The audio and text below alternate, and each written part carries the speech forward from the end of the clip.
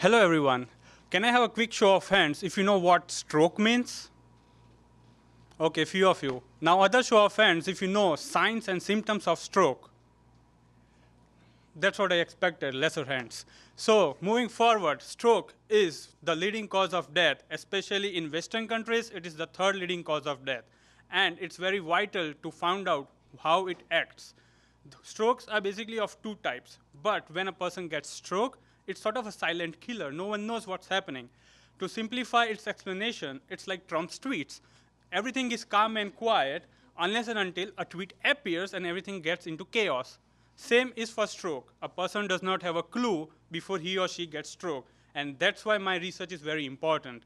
Now, stroke can be classified into two types. First one is ischemic stroke, and in ischemic stroke, what happens is they get clogs, and that can be treated by medications. But second one is the hemorrhagic stroke. In hemorrhagic stroke, the artery tends to open up, and it ruptures. Just hold on.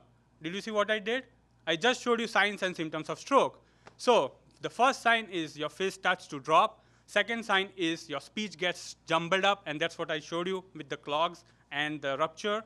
And the third sign is you faint on the floor. So next time when you see anyone having stroke, make sure you witness it and call quick. So that's what my first diagram shows. As soon as you see someone having sign or symptoms of stroke, call help straight away, because the faster you call, the more of the person you can save.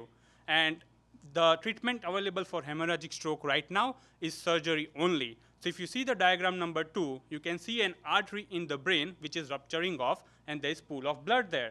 So basically, the person does not get a treatment, he will be left with a lot of blood in his brain, and that irritates and potentiates its harmful effect.